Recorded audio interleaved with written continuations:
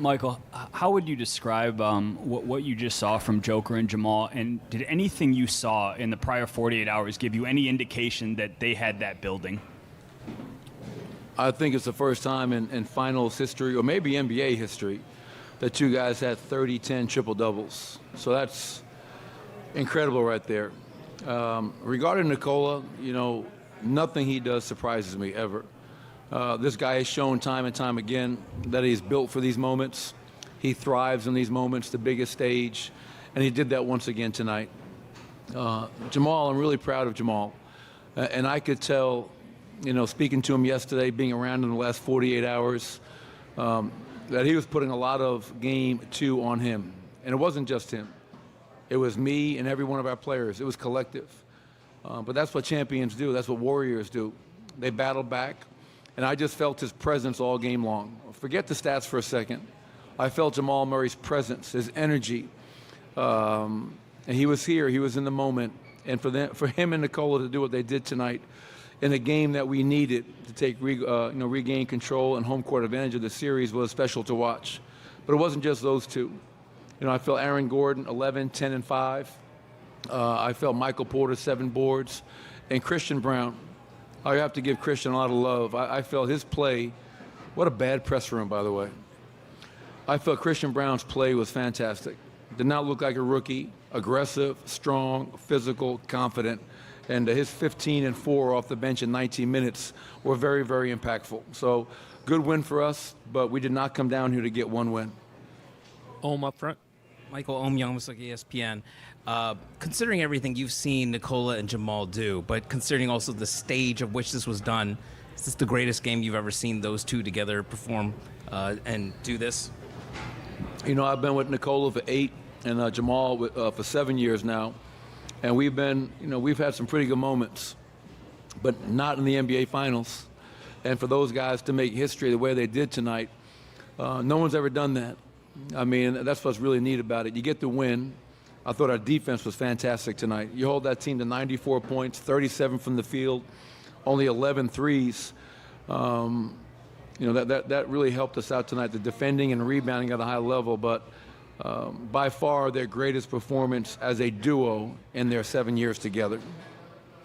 Mike, as we see the triple-doubles there, obviously, on the stat sheet, but after your comments about the effort, what's it mean to see those second chance points and rebounding numbers and those effort kind of stats? What's it mean to you to see those stick out for your team after that? It means that our guys understood Game 2 was not who we are. It's not who we can be, especially at this stage of the season. And they responded like they always do. That's one thing I know about our group. When we don't play well, we own it, and we find a way to be resilient and get back to playing Denver Nugget basketball, and that's what we did tonight. Standing on the right. Coach, Christian Braun's performance was excellent tonight. Is this performance to some video analysis in which Christian was shown where his opportunities were? So Christian Braun? Yeah. Yeah, I mean, Christian has proved himself all year long, and he was in the rotation to end the season. He's been in the rotation throughout these 18 playoff games now. And if you look around, there's not many rookies playing meaningful minutes in the NBA this time of year. And it speaks to Christian's confidence. It speaks to him being a winner. He's won at every level, high school, college, and now he's in the NBA Finals as a rookie in the NBA.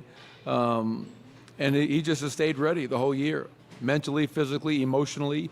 That kid never gets too high, never gets too low. Very calm, cool, and collected young man.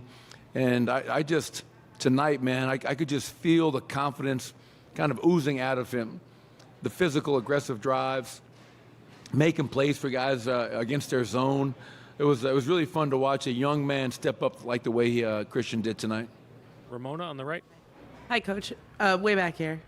Ramona Shelby with ESPN. I know you said you haven't been to the NBA Finals with these guys before, but how much does just them having been together for so long, knowing how to handle different defenses that are thrown at them, what teams try to do to them, how much does that play here in a game like this? Well, it's I've always felt, Ramona, that Nikola and Jamal Murray are one of the most elite and lethal two-man game combos in the NBA. And we've seen that growing for 7 years now, and I think it was on full display once again tonight. A lot of guys play with each other. You know, I think those two guys play for each other and off of each other, and they read each other so well. And the best part about it is early in the game, I mean, Jamal was getting blitzed tonight. He had two guys on him a lot, and he didn't fight it. I mean, like, I think early in the playoffs, there were games where he was getting attention. He was trying to make, like, the home run play maybe at times. But for him tonight to come off, I got two guys on me. I'm just going to find Nicole in the pocket or Christian Brown cutting, whatever it may be.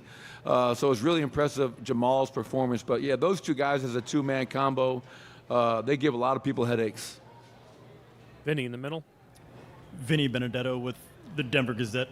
Michael, you mentioned Christian's confidence. Is that something that he showed up with on day one, or have you seen him kind of grow into himself over the course of the season? No, he showed up with that. I mean, that young man, like I said earlier, Vinny, when you win 3 straight high school state championships, when you win a national championship in which he never came out of the game, played all 40 minutes, he's very confident, and he should be.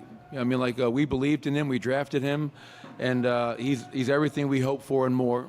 But that confidence is something that his mother, his father, his family, that I think he's had from a very early age. Third row on your left. Michael Rohan, Notgurney Sports Illustrated. You mentioned how Jamal was getting blitzed tonight. That was happening a lot, even with Nicole on the floor. Do you recall that happening often, a team sending a double at Jamal, even with Joker on the floor? Yeah, I mean, usually it's a lot more likely when Nicola sits. Well, I don't know if you guys realized, but Nicola didn't sit in the second half. And so when I congratulated him after the game for his 32, 10, and 21 rebound performance, I said, maybe we're on to something here. You may not come out in the second half the rest of the series. But, yeah, it's Jamal's going to attract so much attention, but usually it's when Nicola's off, because if you put 2 on the ball, Jamal, and he finds Nicole in the pocket, something good is usually going to happen. The mid-range shot where he's almost automatic, Aaron or Jeff working behind the defense, or spraying out to a three-point shooter. So, that's the kind of game that Jamal was having, and he adjusted to how he was being guarded, which is what you need from your starting point guard. Joe, front left. Joe Varden, The Athletic. Michael, obviously a ton of individual performances to celebrate, but you came out of both games 1 and 2 talking about how you guys didn't feel like you played well. Do you feel like you played well tonight as a team? I felt this is by far our best game of the series, most complete game of the series. And it's not because of the triple doubles or, to your point, all the individual stats. It's because we held that team to 94 points, 37 from the field, only 11 threes. And to out-rebound somebody by 25 in a finals game, that's a significant number right there. And it wasn't just Nicola's 21. I mean, Aaron gets 10, Jamal gets 10, Michael gets 7, Christian gets 4. 28 assists, 60 in the paint. And the fourth quarter defense, only 31% from the field allowed. So, yes, I loved our energy, our effort, our urgency, our discipline. I thought we were where we needed to be tonight, and we'll have to be even better come Friday evening.